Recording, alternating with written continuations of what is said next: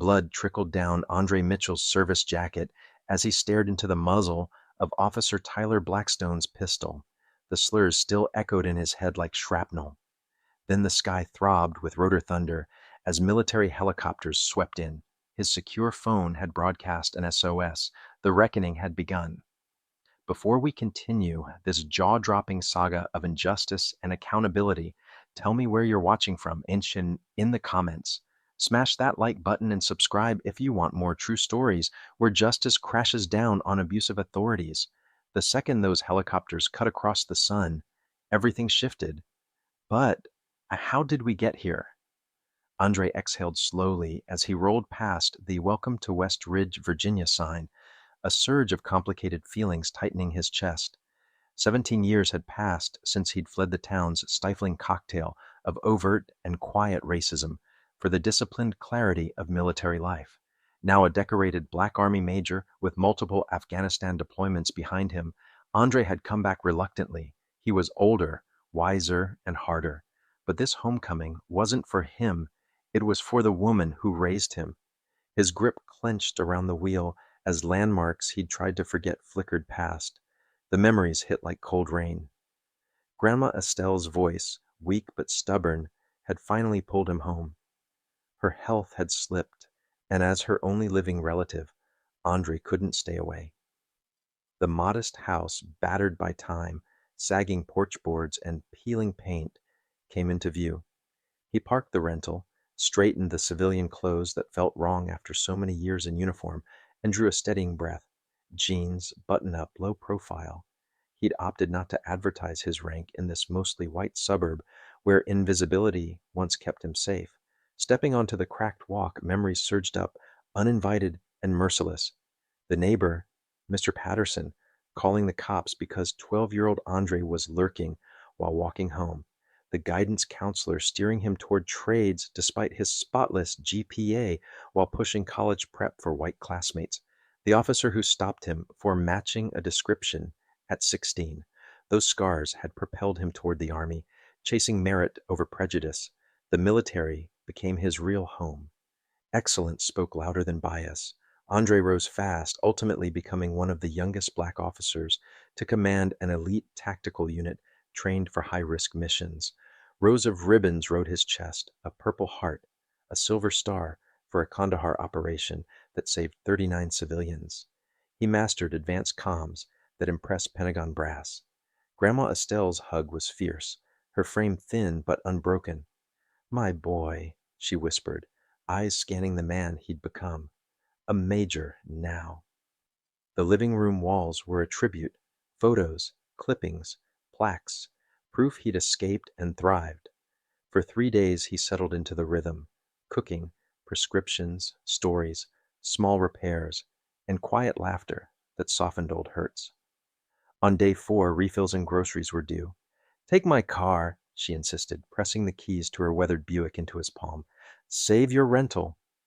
He inspected the tired sedan, balding tires, a quirky idle, a hairline crack in a taillight, making a mental list for tomorrow. The car coughed awake, and he rolled toward the pharmacy carefully. Andre drove the 5 miles alert, as always. Years of deployment had sharpened his situational awareness into a habit he couldn't turn off. He clocked each cruiser he passed without moving his head. In his jacket pocket wrote his unit's prototype phone, military-grade encryption, biometric sensors, a silent distress protocol that could ship audio, video, and coordinates instantly. He parked by the pharmacy, unaware a taillight had already flagged him. Officer Tyler Blackstone had trailed him for a mile, ran the plate, and noted the elderly Black female owner. Watching from his cruiser, Blackstone formed a conclusion before facts. He decided this was suspicious. He waited until Andre reappeared with a small pharmacy bag. As Andre stepped into daylight, a cruiser slid behind the Buick, lights flashing. Blackstone climbed out, hand draped over his holster in that practiced, performative way that's more threat than protocol. Andre recognized the posture instantly, posture for dominance, not dialogue. He set the paper bag on the hood and prepared for a familiar, dangerous dance. Blackstone approached with swagger, chin lifted. The body language said he wanted surrender. not respect. Andre kept his voice even, a decade of command tempering every syllable. Good afternoon, officer. What seems to be the issue? A dismissive smirk answered him. Tail light. License and registration. Now the hostility wasn't hidden. It never was here. I'm reaching for my wallet. Back pocket, Andre announced, telegraphing every motion. He produced his license and military ID. Major Andre Mitchell, United States Army. I'm visiting my grandmother. It's her car, Blackston barely glanced, snorting. Right, and I'm the Secretary of Defense. Andre's pulse quickened, his face composed. He'd met this contempt before. It wasn't Blackstone's first time. 3 months ago, he'd stopped Daniel Harris, a black high school teacher, claiming excessive noise, though the windows were up. 6 months before, he detained Nina Brooks, a black nurse, because she looked out of place while jogging. Last year, he pulled a weapon on Jordan Price, 17, falsely accusing him of shoplifting. Complaints vanished like smoke. Police Chief Martin Ellison always intervened, filing allegations under bureaucracy until they died. Ellison and Blackstone were family, brothers-in-law tied by marriage and convenience. Step out, Blackstone barked. Sir, I've provided identification, Andre said calmly. The registration's in the glove box. My grandmother is Estelle Mitchell. Stolen vehicle, Blackstone snapped. Out. Now Andre knew arguing only added kindling. He unbuckled deliberately, hands visible. Reaching for the glove box? He asked him. Blackstone's jaw worked. Hands where I can see them. He sneered at the ID again. No way someone like you is an officer. The insult wasn't subtle. Cold dread pooled in Andre's gut. He'd outrun this town. It had chased him anyway. Andre spotted black tape over Blackstone's dashcam indicator. Is your camera functioning, officer? He asked, knowing it would grate. Mind your business, Blackstone said. Hands on the car. What Blackstone missed, the prototype phone had quietly spun up. Stress detection AI triggering passive capture. Audio, video, biometrics, location. The device listened, watched, and waited. Andre complied, hands on the roof, feet apart, body squared. Blackstone patted him down aggressively, lingering where humiliation stings most. What's this? He demanded, pulling the government phone. Military property, Andre said. Blackstone tossed it onto the hood. Sure it is. Cold cuffs bit into Andre's wrists. You're detained for grand theft auto and impersonating an officer. Silence was sometimes the only armor. Andre wore it now. Across the street, a 73-year-old white woman peered from a porch, phone raised, recording. Blackstone's taunts sharpened, more openly racial as he shoved Andre against metal. You people always think you're above the law. Andre's head clipped the roof. Please call my commanding officer, he said carefully. Shut it, Blackstone growled. Stolen car. Fake rank. Impersonations federal. He keyed his radio with theatrical urgency. Dispatch, I've got a combative suspect, possible GTA, claiming military status, likely bogus. Need backup at the West Ridge Pharmacy. The narrative he crafted didn't match reality. It rarely does when power writes the first draft. Officer Nate Delgado heard the call and tightened his grip on the wheel. Young, smart, and tired of swallowing unease, he'd watched too many of Blackstone's stops sour, especially with black residents. He rolled toward the scene, gut heavy. Meanwhile, the prototype phone escalated its protocol, pushing encrypted packets up the chain to a secure operations center. At the Pentagon, a dormant monitor woke, an alert strobing red. Colonel Stephen Hart strode in, summoned by the priority feed. Status, he snapped. A communications lieutenant answered. Sir, distress from Major Mitchell's device. Local stop in West Ridge, Virginia. He's cuffed, possibly injured. Transmission includes live audio, video, coordinates, and vitals. Heart rate elevated, Hart's expression hardened. Delgado arrived to find control already abused. Blackstone was amped. The suspect restrained, the scene apparently hot only by manufactured urgency. "What's going on?" Delgado asked. "Guy's trying to con us," Blackstone said, jerking his chin toward Andre. "Says he's Army brass. Probably stole the uniform in the back. Has he been Mirandized?" Delgado asked. "Terry, stop," Blackstone snapped. "Don't coach me." Andre addressed Delgado with steady clarity. "Officer, I'm Major Andre Mitchell, U.S. Army. That's my grandmother's car. Officer Blackstone searched it without consent and is mishandling government property." Delgado's concern showed. "We should verify his—" "I'm handling it," Blackstone cut in. "Keep quiet unless spoken to," he snarled at Andre. The neighbor's recording drew another resident, and then another. Phones multiplied, shoulders squared. Blackstone barked, "Back inside! Police business," which only seeded more curiosity. In the Pentagon ops room, Hart watched the live feed, jaw tight. "Confirm identity," he ordered. "Patch me to General Vanessa Wallace." The situation at a suburban strip mall had just jumped chains of command. On the asphalt, momentum shifted from irritation to something uglier. Blackstone grabbed Andre hard. "In the cruiser." Andre moved as ordered, calm despite the cuffs. As he pivoted, Blackstone shoved him into the door. Bound hands couldn't break the fall. "He's resisting!" Blackstone yelled for the microphones. The gun cleared holster in one fluid motion. "He's cuffed, Tyler. Stand down," Delgado said, stepping forward. Too late. Whether panic or malice, the shot cracked the air. The round slammed Andre's right shoulder, driving him to his knees. "Officer involved shooting," Blackstone barked into the radio, assembling his script on autopilot. "Suspect turned on me aggressively." The crowd recoiled, then erupted in outrage. Delgado knelt, hands bright with Andre's blood. "We need an ambulance, now!" "Why'd you shoot?" a witness shouted. Phones tracked every breath. Blackstone leveled his weapon toward the gathering civilians. "Back up. This is a police matter."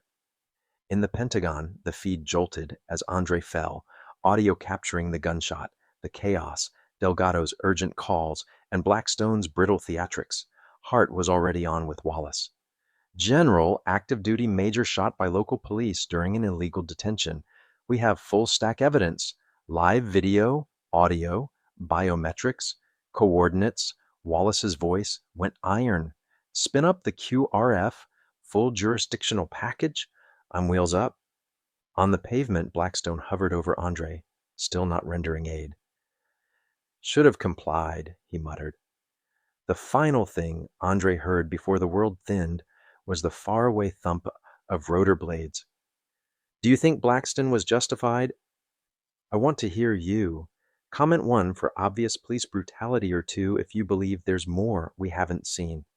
If this has you fired up for accountability, tap like and subscribe, because what's coming will stun you. Sirens weren't the loudest sound in the Pentagon's command suite. Alarms were. The prototype phone streamed the entire incident in real time, including Andre's vitals sliding the wrong direction. Lieutenant Yaz Rodriguez narrated quickly. "Priority Alpha distress. West Ridge coordinates. Significant blood loss. Heart rate decelerating." Hart's eyes narrowed. He recognized the name and the stakes. Hart and Andre had served in Afghanistan years earlier.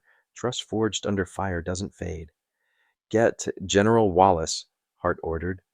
Within a minute, her face filled the main screen, fury sheathed in professionalism. "I'm seeing the feed," she said. "Major Mitchell is one of ours. He just completed a classified exfil 3 weeks ago. We treat this as hostile. Initiate Aegis Shield," Wallace said, a rarely used framework protecting service members against civilian overreach. "I want a quick reaction force with JAG Corps Council MPs and a trauma team. Prepare federal warrants and a jurisdiction package. Within minutes, the roster gelled. Major Diane Lynn, razor-sharp JAG. Captain Aaron Lewis, battle-seasoned medic. Sergeant First Class Ortiz, MP lead." The team sprinted to the helipad where twin Blackhawks spun up. "3 minutes to wheels up," Wallace called, strapping in. Major Lynn briefed everyone mid-rotor roar. Authority under Title 10 and UCMJ, Article 7, Section 807, will assert custody of Major Mitchell and preserve evidence. Digital orders cover body cameras, dash cams, dispatch logs, and surveillance within defined radius. On the street, Blackstone stood over the bleeding Major, building his narrative. Dispatch suspect became aggressive. I discharged my weapon in self-defense. Scene secured. At the station, Chief Ellison, Blackstone's brother-in-law, took charge instantly. All units, stand down. Officer involved shooting. My supervision only. Media blackout in effect. He dialed favored contacts at the DA's office. Ellison knew the choreography. Control the first version, and you control the belief. He drafted the familiar statement, feared for his life, threatening movement, split-second decision. He hadn't accounted for Mrs. Eileen Patterson across the street. Her video captioned, "Handcuffed black man shot after stating he's military," was already online and accelerating. Delgado ignored Blackstone's glare and applied pressure to the wound, blood soaking his cuffs. "We need paramedics," he repeated into the radio. Andre drifted in and out, the edges of the world fraying. He heard the argument through the hum of pain. "He resisted," Blackstone hissed. "That's not what happened," Delgado answered. "There are witnesses. This won't vanish in the Pentagon." Rodriguez tracked the medevac math. QRF ETA 11 minutes. County Ambulance ETA 8. Hart nodded. "Keep recording." Tag every frame. Evidence was stacking. The prototype's feed. Biometrics showing calm before the shot. Multiple civilian videos. Wallace reviewed a dossier on Blackstone. Complaints, excessive force, profiling. Each resolved without discipline by Ellison's intervention. Wallace's face stayed neutral, but anyone who knew her recognized the contained rage. As a black woman who'd muscled through the senior ranks, she had no patience for power abused against the people sworn to be protected. "Make sure our warrants cover Ellison," she told Lynn quietly. "This smells like a conspiracy to violate rights." Lynn nodded, already drafting addenda. The thumping helicopters appeared on West Ridge's horizon, sound slicing the tension. Chief Ellison arrived at the scene, pulling Blackstone aside. "Stick to the script. Resisting arrest, threatening move, fear for your safety," he said low. The ground trembled as the Blackhawks descended directly onto the blocked street. Dust lifted. Heads tilted back in stunned disbelief. Tactical teams poured out. Movements crisp. Perimeter locked in seconds. General Vanessa Wallace stepped from the lead helicopter, 4 stars catching the sun. At 59, she wore authority, like armor. Major Lynn followed, briefcase in hand, the law contained in neat packets. The medical team arrowed to Andre, shouldering past Blackstone without a glance. "Gunshot wound, right shoulder," Captain Lewis called. "Significant blood loss, probable clavicle fracture." Pulse thready, but present his team worked fast. Pressure, fluids, oxygen, analgesia. Delgado stood back, breathing hard, hands stained. Wallace moved toward Ellison. "General Wallace, U.S. Special Operations Command," she said. "We're asserting jurisdiction now." Ellison puffed up reflexively. "This is a local matter involving a—" he began. Major Lynn opened the briefcase. "Federal warrants authorize immediate custody of Major Andre Mitchell, an active duty officer unlawfully detained and shot while restrained.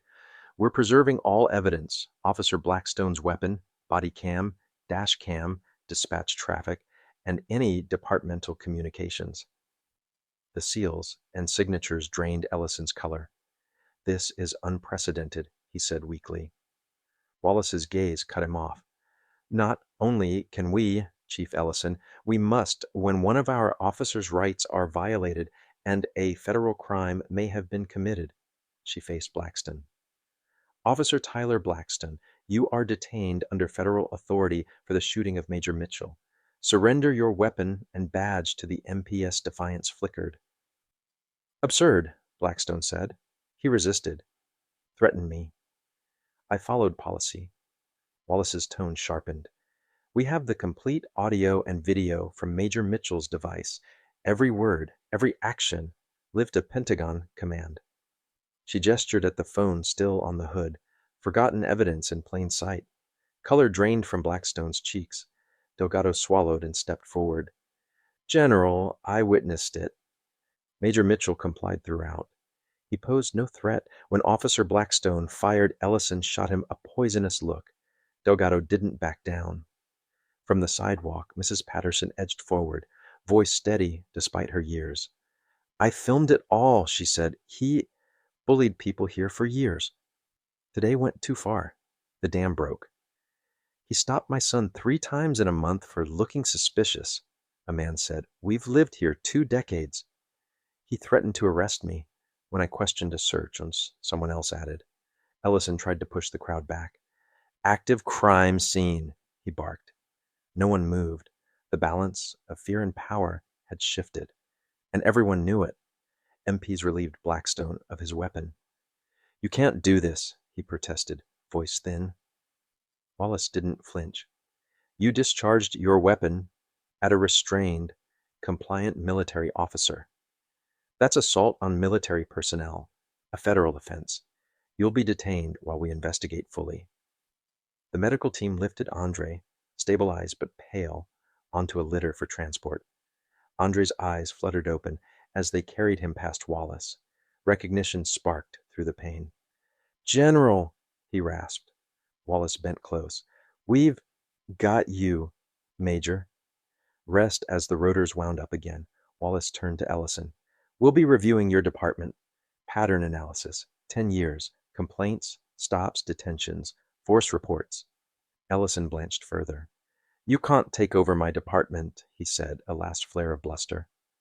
Wallace's reply was measured steel. "When systemic violations emerge, particularly involving federal personnel, we don't just come in, we are obligated to. Cooperate fully. Obstruction will compound your exposure. Phones captured everything." Blackstone escorted to a military vehicle. Ellison looking suddenly, irrevocably small. "Every complaint against Blackstone," Wallace told Lynn, "every traffic stop, every use of force, 10 years, and widen the net if the pattern holds." "Already initiated," Lynn said, stylus moving. "Prelim in 24 hours." Helicopters lifted, one bearing Andre and the trauma team, the other carrying a handcuffed officer who had just learned he wasn't above the law. The military hospital corridors hummed as Andre drifted between darkness and fluorescent blur. The surgical team worked for 4 hours to reassemble bone and control bleeding. The bullet had shattered his clavicle, lodging near the shoulder blade. Doctor Captain Elena Alvarez stepped out afterward, briefing Wallace, who hadn't left. "He'll recover fully." 2 inches lower, different story. "When can I speak with him?" Wallace asked. "He'll be sedated at least 12 hours. Significant trauma, significant loss," Alvarez said. Inside recovery, Andre's mind wandered. He saw his father, Staff Sergeant Leonard Mitchell, in dress blues, explaining why they had to be twice as good and twice as careful. The uniform earned respect, he'd said, but didn't guarantee it. Leonard had been passed over for promotion despite impeccable performance.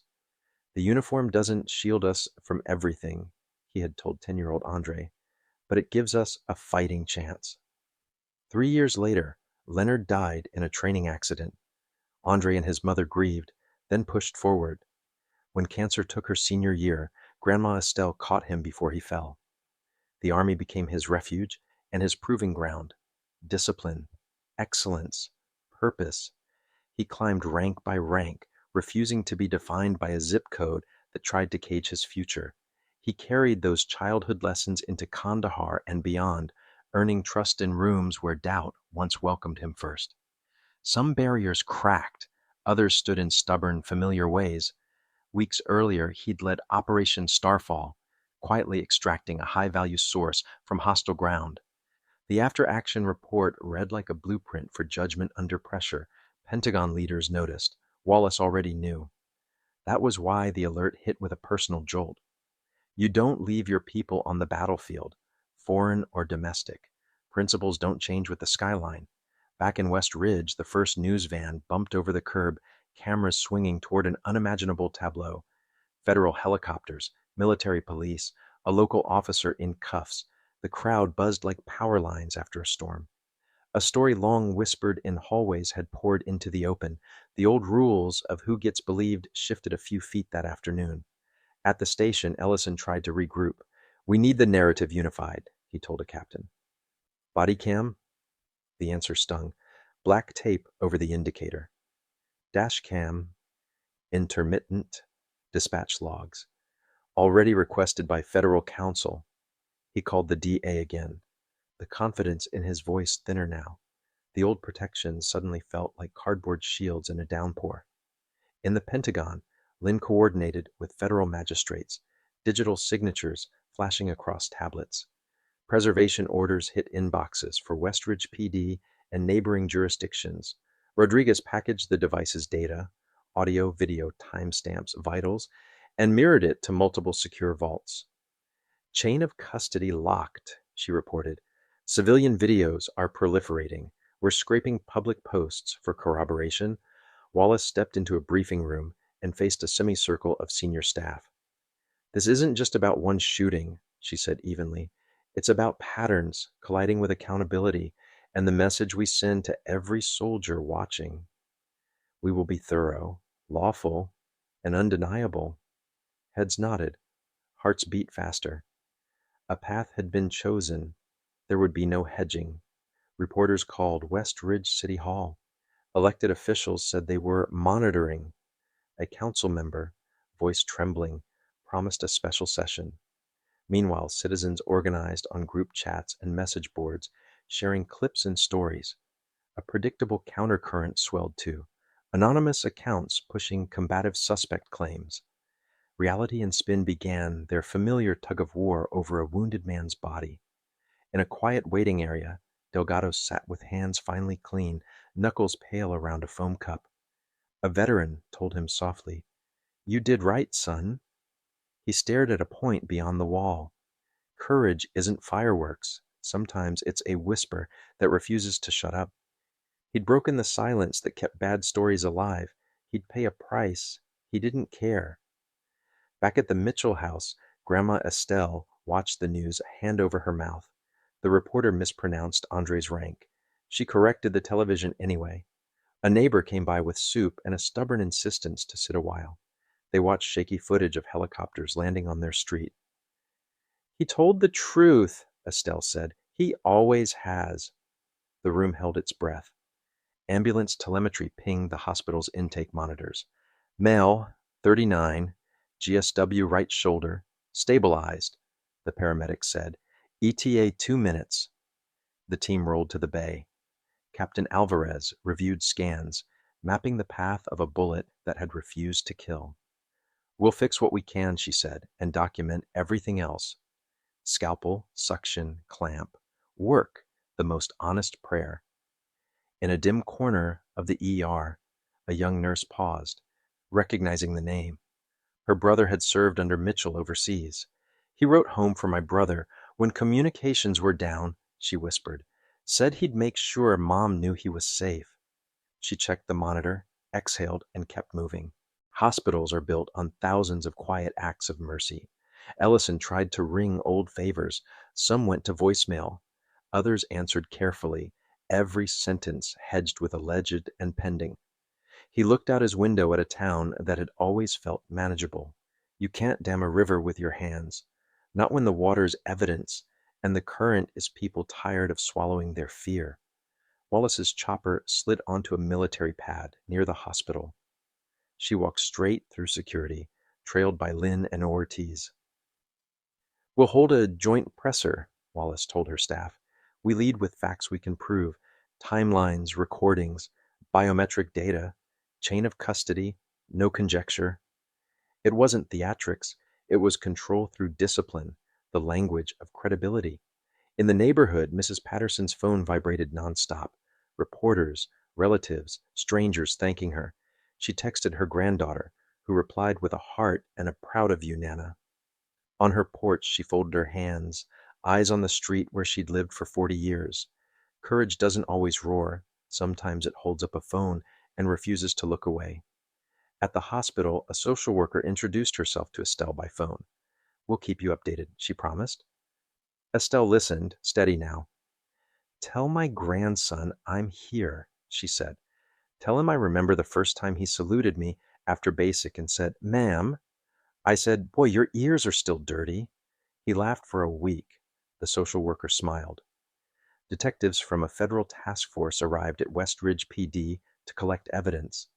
Some officers stiffened, some relaxed, relief hiding behind professionalism.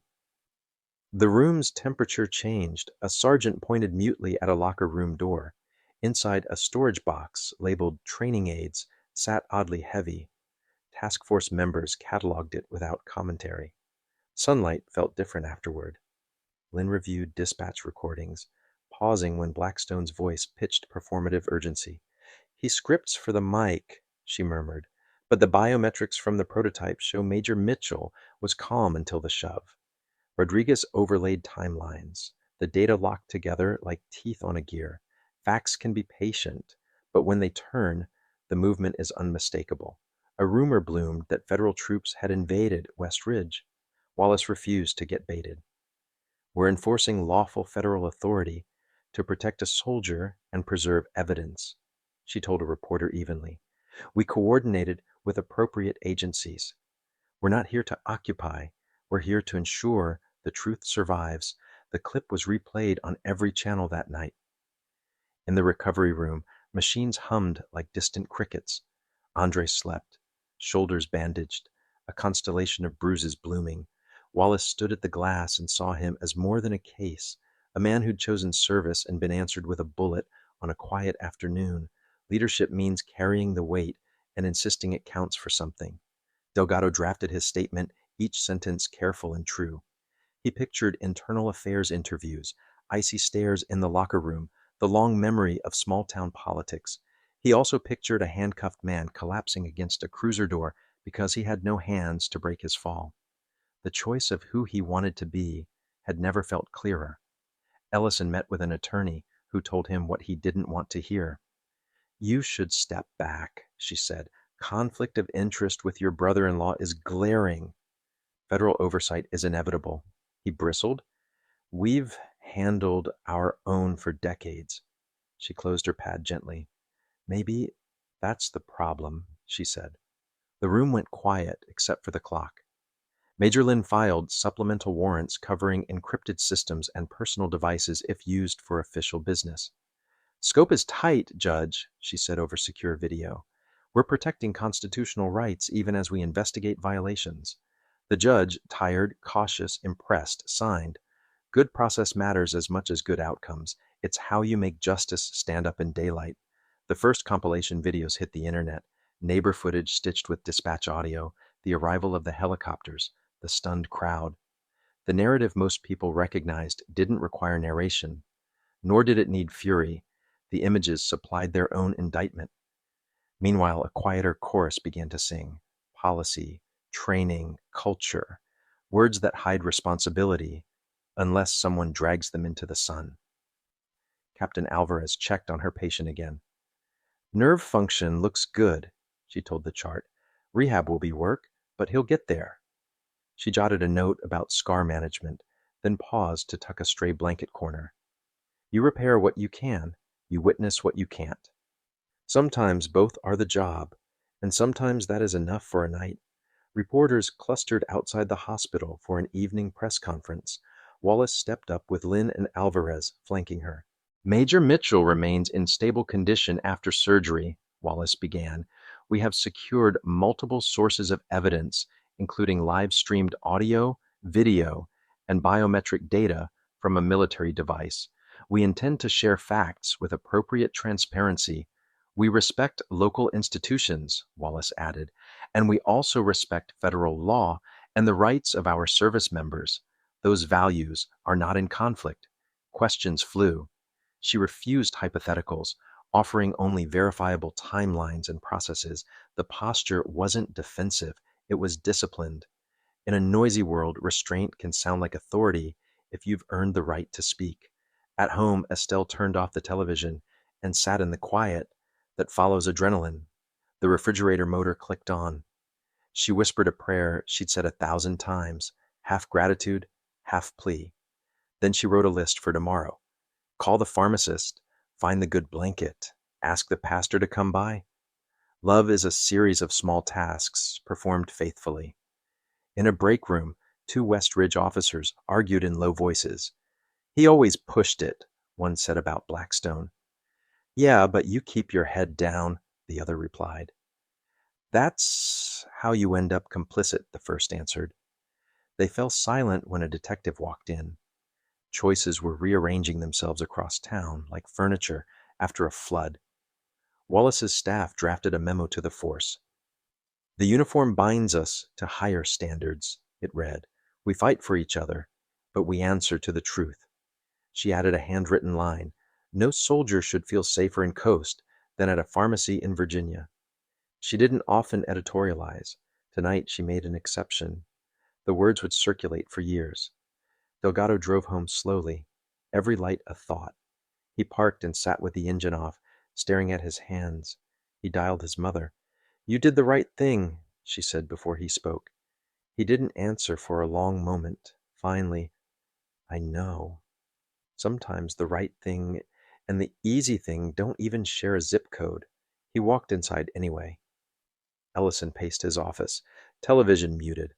A commentator speculated about civil rights exposure and federal charges.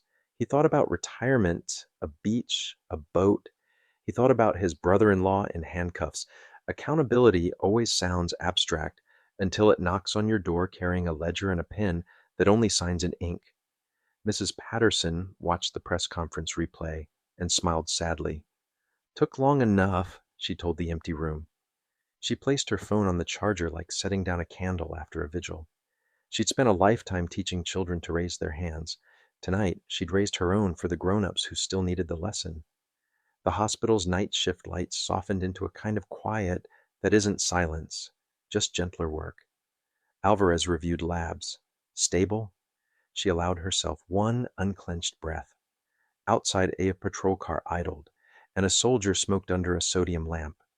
Worlds that usually orbit in different skies had come into alignment for a night, not by choice, but by necessity. Wallace stepped into the corridor outside Andre's room, viewing him through glass.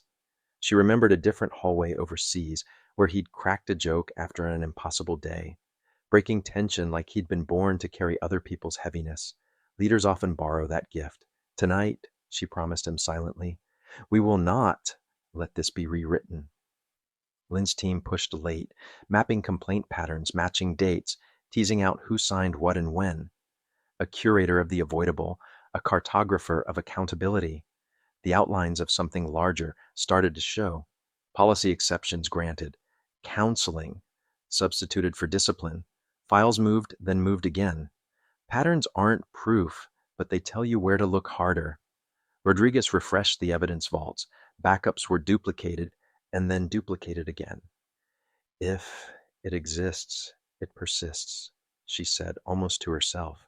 She checked the device feed one more time, freezing on the moment before the shove. Andre's breathing was slow, shoulders relaxed, calm. The picture that tells the truth often looks unremarkable, right up until it matters.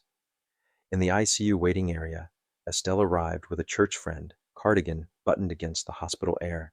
A nurse brought them tea. He's sleeping, the nurse said. He's stubborn, Estelle replied with a small smile. She folded her hands, the way she had when he left for basic training, when he shipped out, when the letters came. Waiting is an old discipline. A city council member visited the precinct and asked for a briefing. The answers were thin, the phrasing careful. We're evaluating, the captain said, which sounded like, we're overwhelmed? The council member, who'd once run on Back the Blue, stared at an evidence receipt stamped with federal seals and realized that slogans can't carry the weight of facts forever. Wallace returned to the hospital wing after midnight and stopped at a window overlooking the parking lot. Somewhere in the dark, a helicopter thudded toward another crisis.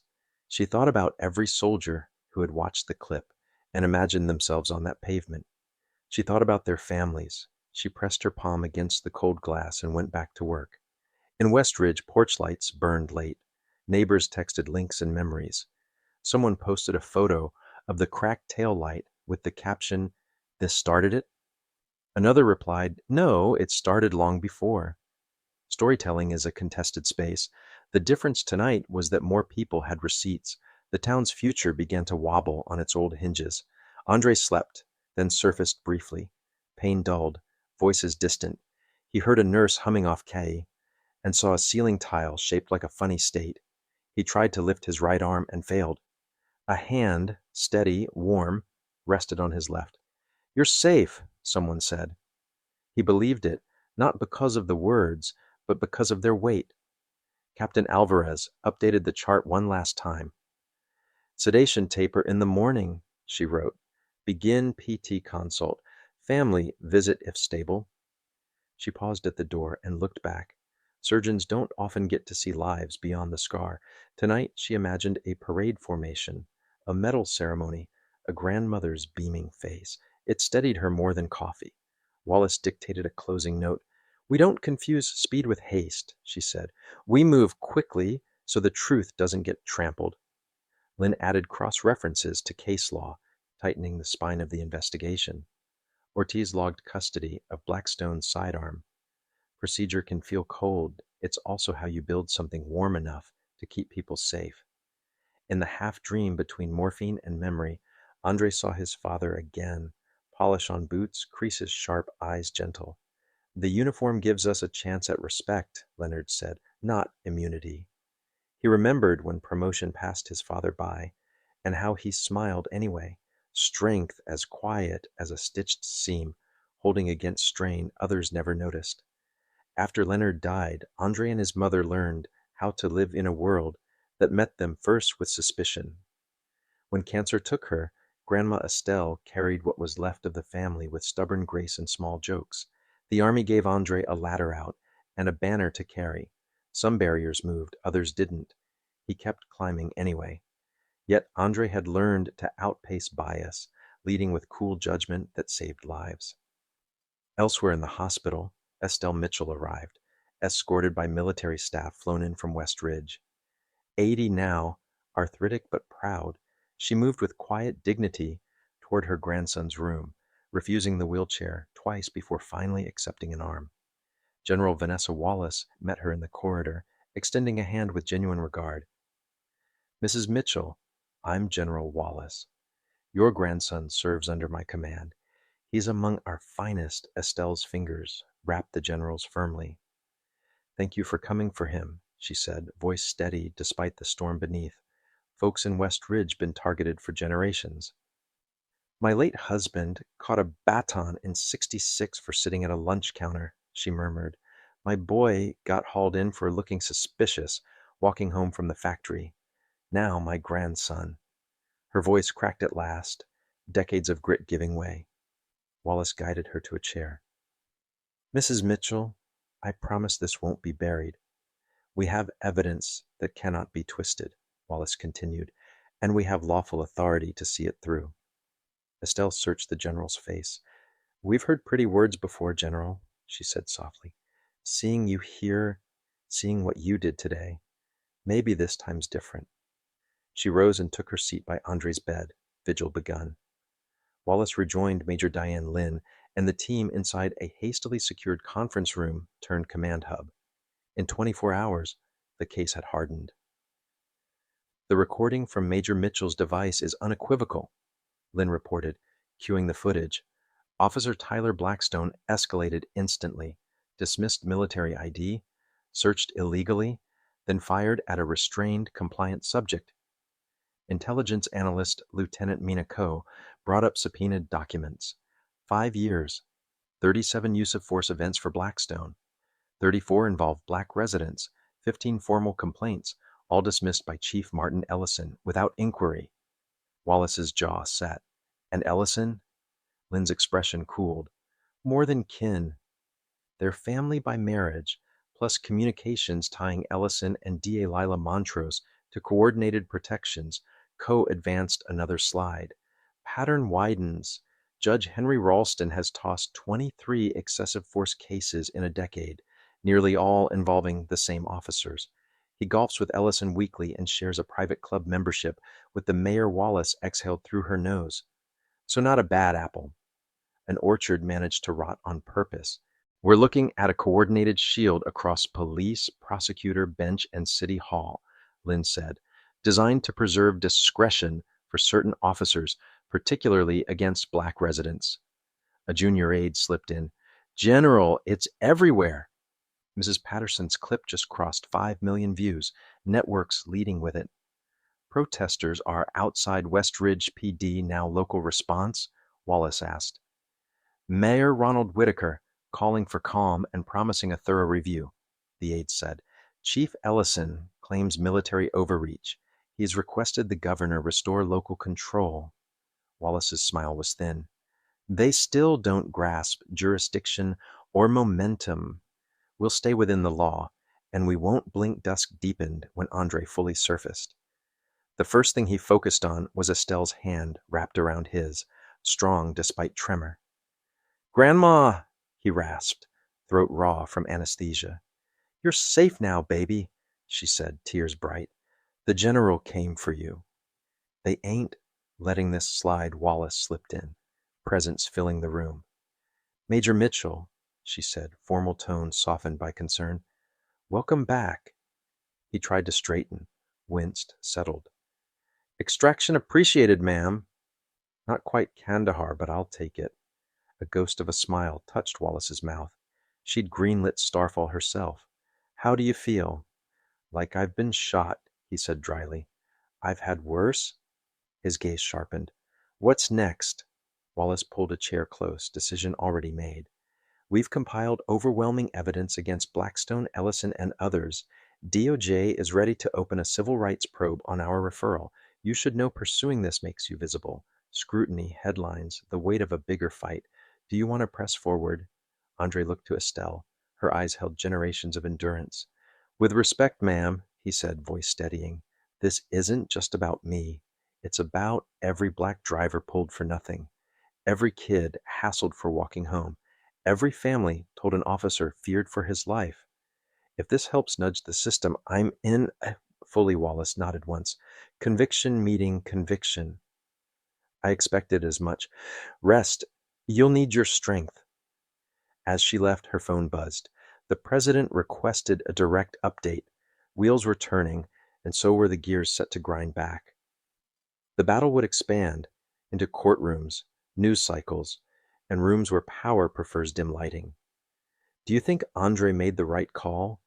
Drop a 1 if you see a leader stepping up for systemic change, or 2 if recovery should come first. Tap like if his resolve hits you in the chest, and subscribe to follow the clash ahead.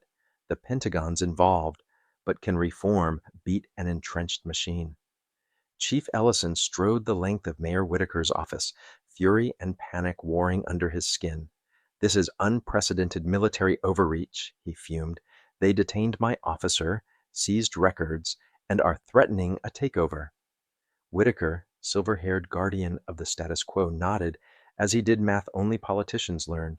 Votes, donors, cameras. Martin, I hear you, Whitaker said, correcting himself mid-sentence and revealing old habits. But that video's everywhere. 5 million and climbing. We need strategy.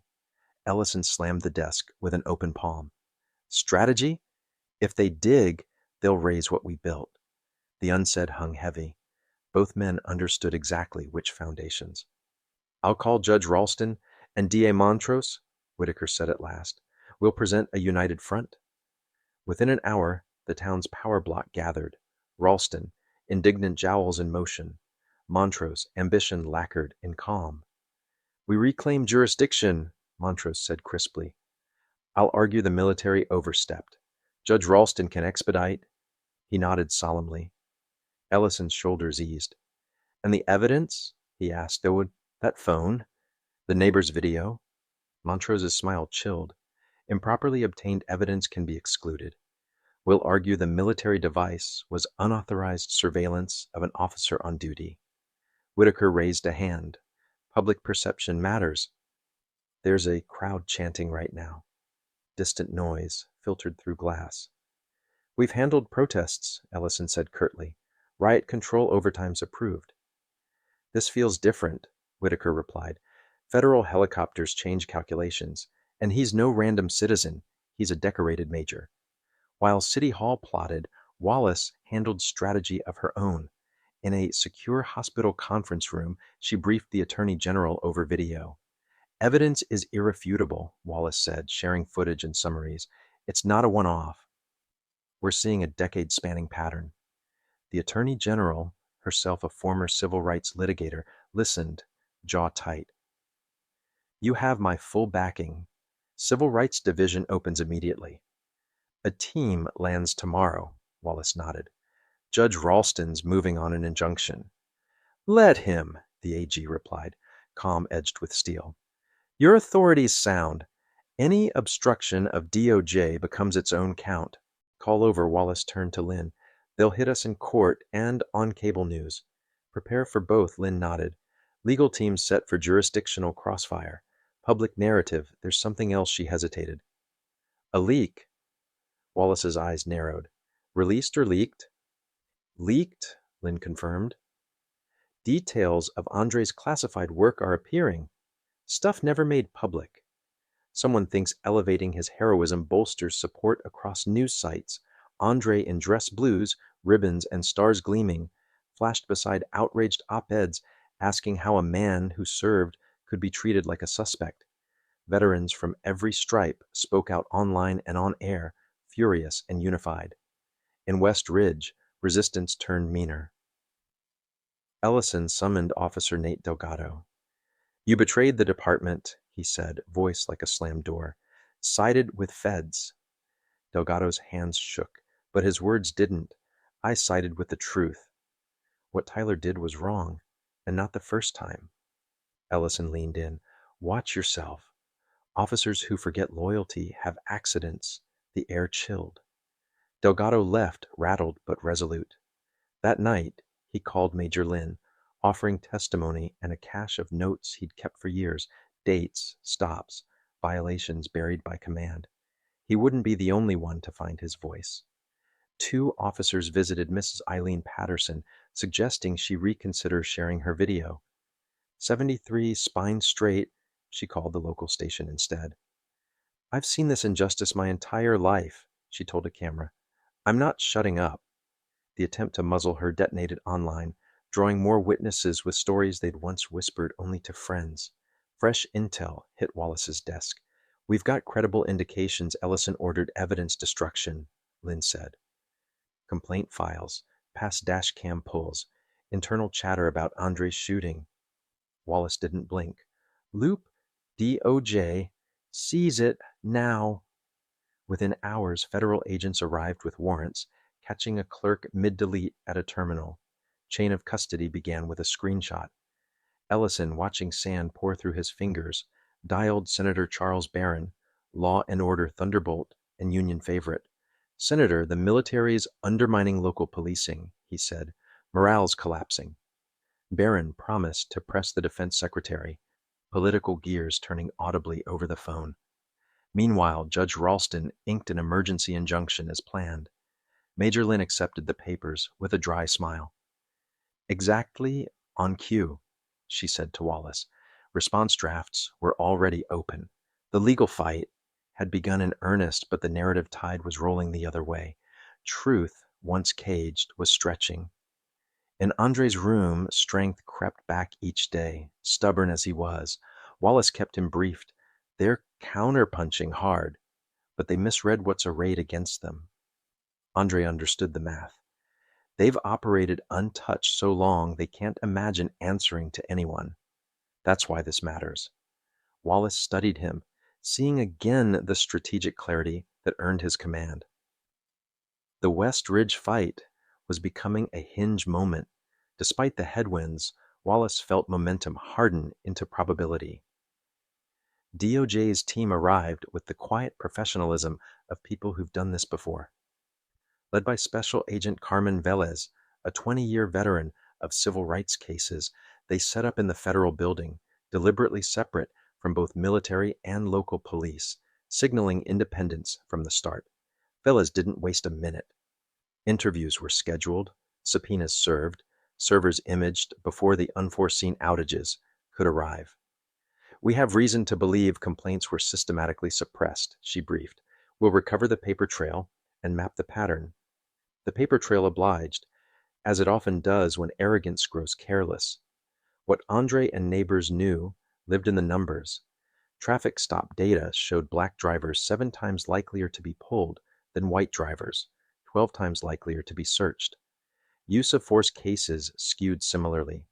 84% black residents in a town, 17% black. Ellison had pushed informal quotas in specific neighborhoods, rewarding averages disguised as diligence. Delgado arrived with a thumb drive of 3 years' notes. 5 more officers, mostly younger, followed. "Procedure ignored, complaints buried," he told Velez. "It's not just Blackstone. The system expects it," Officer Irene Rodriguez added. "Cross the thin blue line, you get frozen out. Or worse." Velez initiated whistleblower protections. Fear only loosens when someone stands first. Ellison blundered. Under pressure, he tried purging sensitive threads. Unaware federal mirrors were already running. The deletion attempts were logged in real time, stacking obstruction counts onto a teetering pile. Judge Ralston, sensing the tide, announced a sudden recusal. To avoid appearance of conflict, cameras caught agents exiting his chambers with boxes. DA Montrose, ever nimble, pivoted. She called Velez, promising cooperation, then went on record. "My office is committed to accountability." The calculation was transparent. Better to step toward the right side of history than be swept aside by its undertow. The governor, late to the party, announced a statewide commission on policing with West Ridge as the pilot. "The integrity of justice requires equal application," he intoned, staking a careful claim on reform. In the hospital, Andre attacked physical therapy with the same discipline that had carried him overseas. The wound healed, the ache stayed. Each session moved him closer to a courtroom he both dreaded and needed to face. Wallace stopped by often. "Your grandmother's become a voice," she told him. "Her interview about 3 generations of West Ridge policing is everywhere." Andre wasn't surprised. Estelle had never been shy around injustice. "She's earned the mic," he said. "She watched the promises and lived the reality." Wallace nodded. "People are stepping forward after hearing her." The FBI lab enhanced Mrs. Patterson's footage, frame by frame. The new cut showed Andre handcuffed and still when the muzzle flash burst. Blackstone's threatening movement evaporated in pixels. With the evidence irrefutable, DA Montrose approached defense with a deal.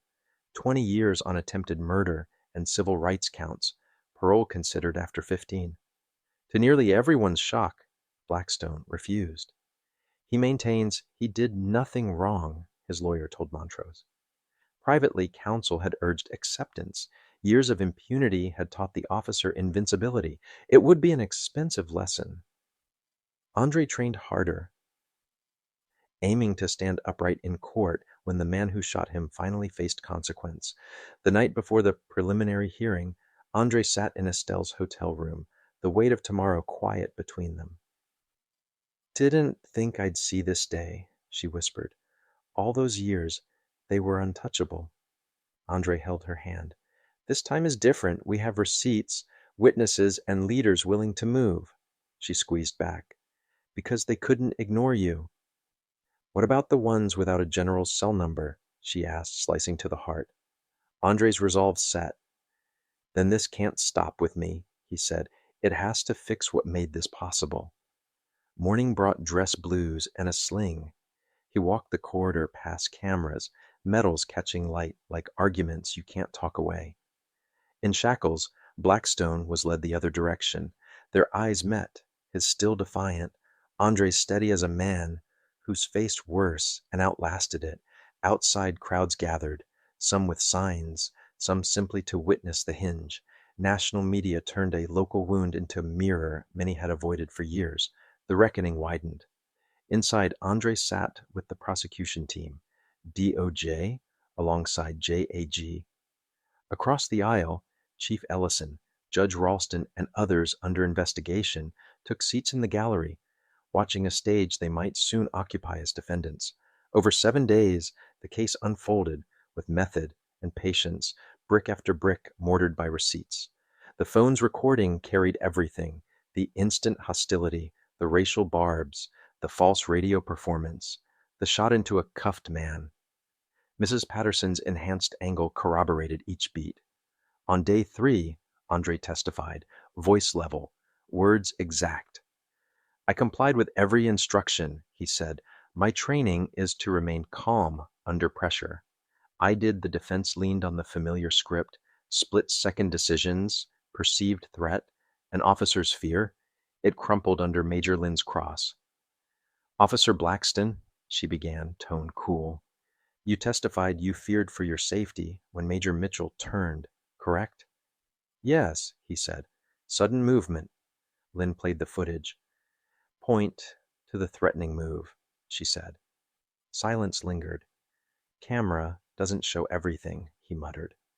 Lynn produced service logs. "Certified, fully functional 3 days prior, you reported 6 malfunctions in incidents with black residents this year alone. Coincidence?" She introduced text messages, slurred with bias, recovered from his phone. Faces in the gallery hardened. Former complainants described stops that spiraled for no reason beyond skin. Patterns formed a shape jurors couldn't ignore. Deliberations took 4 hours. "On attempted murder in the first degree," the foreperson read, "we find the defendant, Tyler Blackstone, guilty." Then came the rest: civil rights violations, false reports, guilty, guilty, guilty. Color drained from his face. 2 weeks later, visiting Judge Marisol Torres delivered sentence. "The badge is a public trust," she said, gaze fixed. "You wielded it as a cudgel. 25 years in federal custody, no parole before 20. The trial was a start, not an end." DOJ widened its aperture to encompass the structure that enabled everything. Charges followed quickly: obstruction, evidence tampering, conspiracy to violate rights for Ellison, a judicial conduct probe for Ralston, benched pending outcome. The governor's commission recommended overdue basics: mandatory body cameras, empowered civilian review, bias recognition, genuine de-escalation. Policy doesn't change hearts, but it can change what's possible and what isn't. Andre's personal vindication arrived alongside promotion. Wallace offered a new post, a Pentagon task force bridging military accountability culture and civilian reform realities. "You speak both languages," she said. "We need that." He accepted with a clear mission. Within 6 months, the Mitchell Foundation for Police Accountability launched to fund legal fights most couldn't afford. The prototype phone that saved him inspired a simplified accountability kit. Partnering with technologists and civil rights groups, Andre helped deliver secure capture tools to communities at risk, evidence that could outlast memory and overwhelm spin.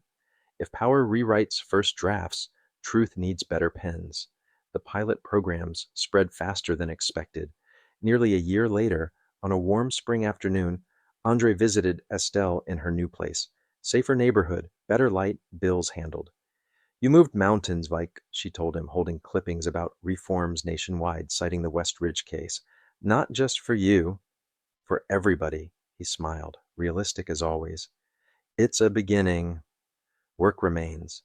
Driving back to base, he spotted a cruiser with a flat on the shoulder. He pulled over without thinking. The young white officer stiffened at first, hand drifting toward his holster. Training and culture in reflex. Recognition dawned. "Major Mitchell?" he asked, lowering his hand. "I've followed your case." Andre grinned. "Need a hand with that tire?" They worked side by side, conversation turning gently. "Your story made me check my blind spots," the officer admitted. "There's stuff we've been taught to accept." "Unlearning's a skill too," Andre said, tightening a lug. Change had a shape that day. 2 people on a shoulder, building something practical with their hands. Back at the Pentagon, Andre briefed commanders, and by invitation, civilian departments. The scars under his uniform and the steadiness in his voice became arguments harder to dismiss. The system had failed him, and many before him. but its gears were grinding differently now. Not perfectly, not everywhere. Enough to hear the difference. What unlocks real change in policing? Drop your thoughts. Policy, training, oversight. What else? Has this reshaped your view of accountability? If standing up to power matters to you, hit like, subscribe, and pass this on. Stories don't fix systems, but they can light the path and shove the first door. Thank you for walking this road from shadow to daylight. Institutions change slowly, then suddenly, when courage and evidence converge. Andre Mitchell's journey shows that even uniforms stacked with medals don't always protect Black Americans from profiling, but proof and pressure can bend the arc. The military response previewed what accountability looks like without excuses. One case isn't a cure, it is a blueprint. Rot hides in departments, courts, and councils that protect their own. Repair means changing incentives, rules, and the people who apply them. It also means insiders like Delgado telling the truth, and outsiders like Wallace stepping in when local trust is spent. Both are necessary. The Mitchell Foundation keeps extending the win, resources for those without rank, voice, or access. Justice isn't just punishment, it's prevention. Build systems where abuse has nowhere to breathe, and stories like West Ridge become history lessons, not headlines. What have you witnessed, and how did you respond? Your voice might be the next hinge. If this moved you, and you believe accountability should be more than a slogan, share this with someone who still thinks the old way works. The badge should mean safety, not fear. The robe should mean fairness, not favor. The oath should mean everyone, not some. That's the work. That's the promise. Estelle folded the last clipping and tucked it into a drawer beside a faded photo. Leonard in dress blues, Andre at 10, holding a paper flag. We keep going, she whispered, closing it gently. In the hallway, sun pooled on the floor like a quiet blessing. The house hummed. The world kept turning. Meanwhile, in West Ridge, new leadership took the oath in council chambers packed to the rafters. A civilian review board with teeth seated its first members, teachers, veterans, nurses, a pastor, a mechanic. They didn't look like a club. They looked like a town. Rules had changed. So had who got to write them. A rookie asked his training officer, "Oh, what's actually different?" The answer surprised him. Now, if you turn off your camera, you don't finish the shift. Incentives are policy translated into heartbeat. Accountability had started to feel less like a threat and more like an expectation. Culture lagged. Culture also learns. Nationally, departments borrowed the toolkit: body cams by default, early warning systems for bias patterns, independent review on serious force, data made public by design. Some chafed, others exhaled. The goal wasn't to make the job harder, it was to make it honest. Good cops said the quiet thing aloud. Standards protect us too. In a lecture hall, Andre told cadets, courage isn't the absence of fear. It's the decision to do the next right thing anyway. Someone asked about Blackstone. He believed the rules wouldn't touch him, Andre said. He was wrong. Let's build a world where believing that isn't tempting, because accountability is normal. At home that evening, Andre set down his phone and let the quiet sit. The day's briefings had gone long. The inbox would wait. He stood at the window, city lights blinking like patient beacons. Tomorrow would ask more. He would say yes again, not because he wanted to, but because he could. Estelle called. You eating? She asked. Yes, ma'am, he lied. She paused. Left you stew on the second shelf. He laughed, opened the fridge, and found it right where she said. In every battle, logistics wins. He warmed the bowl, took the first spoonful, and felt the ache in his shoulder ease a notch. In another office across town, DA Montrose signed a new policy: public release timelines for body cam footage after major force incidents. Critics snarled, activists said, finally. She ignored both and focused on implementation. Reputation follows behavior, not tweets. The memo went out before midnight. The next morning, the phones rang less angrily. Mayor Whitaker held a press conference nobody envied. He announced Ellison's suspension pending trial. and recommended external candidates for chief. "We got it wrong," he said, voice carrying the weight of not saying it sooner. Voters hear apologies differently when backed by action. A protester lowered her sign a few inches, listening. Andre visited West Ridge quietly. No cameras, just a drive down memory's rough streets. He parked near the pharmacy and stood where he'd bled. The asphalt looked ordinary, chewing gum specks, oil phantom. He breathed once, twice, and let the past be past enough to stand on without sinking. Then he turned and kept walking. A kid on a bike recognized him.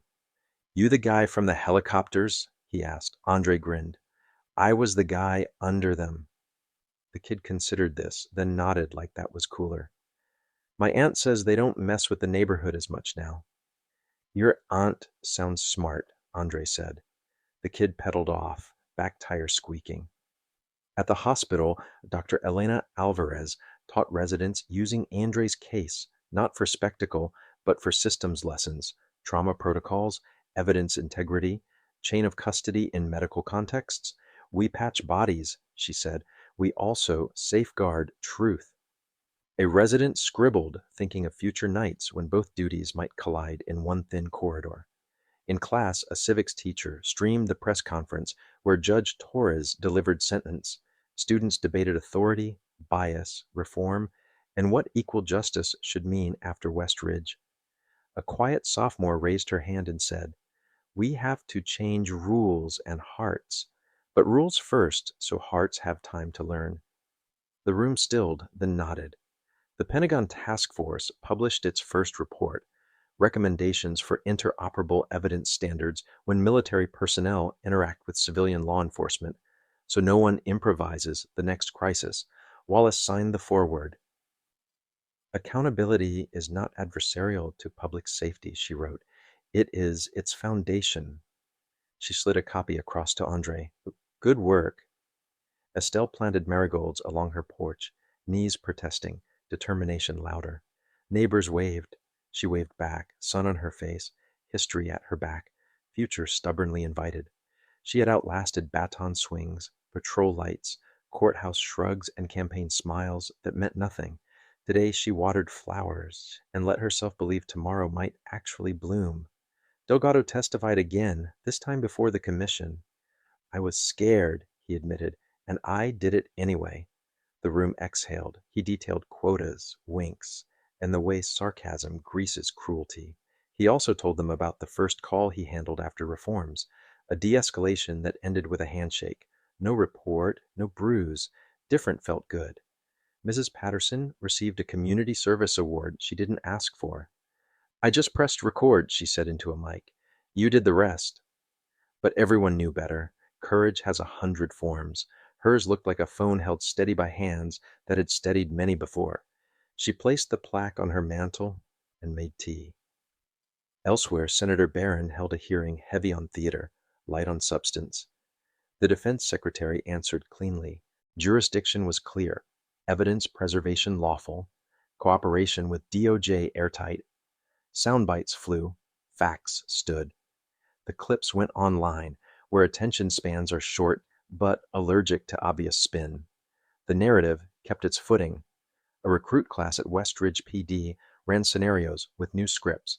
Instructors emphasized articulation, proportionality, and the simple discipline of listening. Old-timers rolled eyes, then found that calls ended faster when people felt heard. A rookie wrote in her notebook, "Respect saves time." She underlined it twice and didn't feel naive. Andre jogged carefully, shoulders still tight in the morning cool. He passed a memorial for a teenager he'd never known, lost years earlier to a different badge, a different town. He paused, touched the weathered photo, and kept moving. Healing isn't a straight line. It zigs around markers, then finds open road again. The DOJ team wrapped Phase 1 in West Ridge. Velez briefed the press with her practiced restraint, recommendations, referrals, and a promise to keep coming back. Reporters peppered questions. She offered facts and timelines. Somewhere, a commentator sneered about feds with clipboards. Somewhere else, a mother exhaled. Clipboards can be bridges if you build right. Back at HQ, Wallace pinned a small, quiet commendation on Andre's uniform. No cameras, just a room, a breath, and a rare smile. "You carried more than your share," she said, "and you carried it well." He nodded, uncharacteristically speechless. Some victories don't need trumpets. They need a moment that doesn't vanish. Estelle hosted Sunday dinner. Delgado brought rolls. Alvarez brought guacamole that surprised everyone. Stories meandered. Laughter found its old path, and for a few hours the world shrank to plates, forks, and the comfort of people who showed up when it mattered. After dishes, Estelle pressed leftovers on them, like a general issuing rations, the Foundation's first grant-funded counsel for a teenager facing trumped-up charges after mouthing off at a stop. The attorney found body cam gaps, a familiar pattern, case dismissed. The boy's mother cried in a hallway that had hosted too many bad days. Small wins stack into something big if you keep stacking. A podcast interviewed Andre about leadership. "What changed you most?" the host asked. "Seeing how quickly lies travel without friction," he said. "We answer with receipts and patience." "And what surprised you?" "How many people were waiting to help once someone said the first brave thing out loud?" Downloads spiked. So did volunteer signups. A letter arrived from a retired officer who'd left West Ridge years ago. "We tried to push back," it read. "We needed cover we didn't have. Thank you for giving today's kids that cover." Andre folded it carefully and slid it into a drawer beside his deployment patches. Not all ghosts are unwelcome. In a community forum, a minister asked, "How do we measure progress?" Andre answered, "Not by headlines. By fewer funerals, fewer bruises, fewer kids taught to put their hands on the dash before they learn multiplication." The room hummed with a low amen that didn't need a choir to sound like truth. A young activist challenged him. "Reform isn't abolition," she said. "What if reform can't catch up?" He listened, nodded, and didn't argue. "We're pulling every lever we can reach," he said. "If we build alternatives that work, I'm not precious about whose idea gets us to safety. I'm precious about outcomes." A yearbook photo resurfaced of Blackstone in Academy Grays, grinning, arms slung over classmates, comment sections filled with shock and posturing. Andre scrolled past. "Monsters rarely look like monsters in portraits. That's why systems matter. They catch what screens and smiles don't." He closed the tab and opened his task list. A briefing at the Hill went long. Staffers asked hard questions. Andre answered with hard data and the easier truth that followed. "If you can't measure it, you can't fix it," he said. "So we measure." A policy aide from a skeptical office stopped him afterward. "Thanks," she said. "We needed someone who speaks outcomes." On a training range, Andre demonstrated de-escalation scripting with MPS. "Voice is a tool," he said. "Use it before you use anything else." A young sergeant tested lines, surprised at how simple adjustments lowered temperature. "That felt better," he said. "It looked better," Andre replied. "And better on camera is better in court, too." He returned late to an empty apartment that didn't feel lonely so much as paused. He heated Estelle's stew again and ate, leaning on the counter, email pinging in harmless bursts he ignored. He washed the bowl, set it upside down to dry, and stood there, grateful for quiet that didn't demand an excuse. Outside sirens slipped past, not for him, not this time. He thought of all the times they had been. Gratitude and anger live in the same house sometimes. You learn which room to sleep in. He chose gratitude, then wrote 2 more grant approvals before finally letting the day set. Equal justice under law, letters carved on stone, ideals printed on pocket cards, promises stitched into uniforms. West Ridge taught him how easily they warp. The last year taught him how stubbornly they can bend back. He didn't pretend the work was finished. He did believe it was finally moving in the right direction. What do you think? What should happen next? Not in stories, but in your city? Drop ideas that travel, policies, habits, expectations. Post what worked where you live. Somebody else might steal it, and that's the point. If this story changed something for you, share it. Let your voice be the next necessary ingredient. Thanks for staying with us from the first flashing lights to the last gavel. Stories don't fix the world, people do, but stories can rally the right people to the right work at the right time. If this helped, tap like, subscribe, and pass it along. The arc doesn't bend alone. The lesson wasn't that a uniform shields you, it was that a community armed with facts and courage can shield each other. Accountability isn't revenge, it's repair. And repair is what love looks like in public. If you've ever felt powerless watching injustice, remember, receipts plus resolve beats bluster eventually.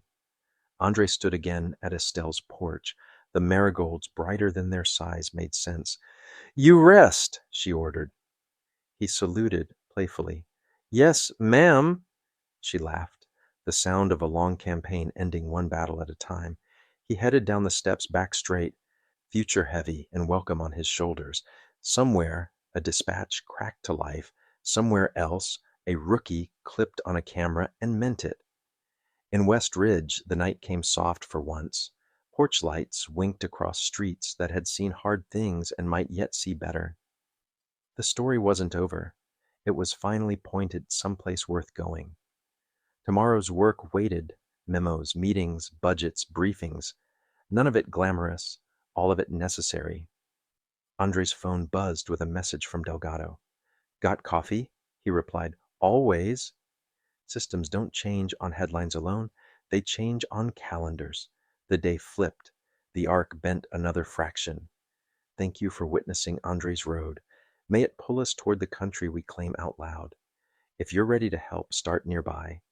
A meeting, a vote, a conversation, a camera turned on, a complaint taken seriously, a hand offered.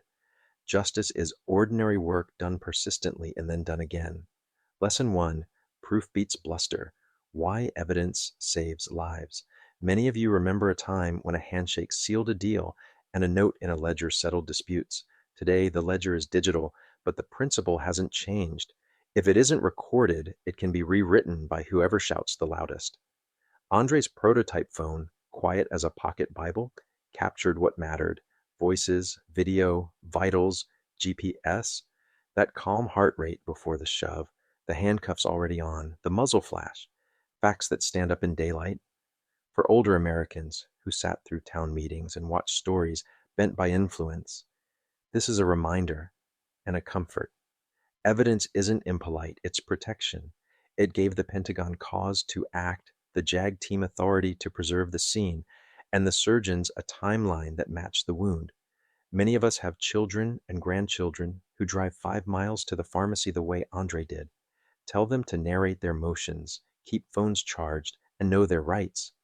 This isn't fear-mongering, it's simple preparedness, like buckling a seatbelt or keeping a flashlight by the bed. Power writes the first draft, proof writes the last. Lesson 2: Courage needs a crowd. How community turns outrage into reform. Some of us have marched, some have prayed, and some have simply held a neighbor's hand when the news got hard.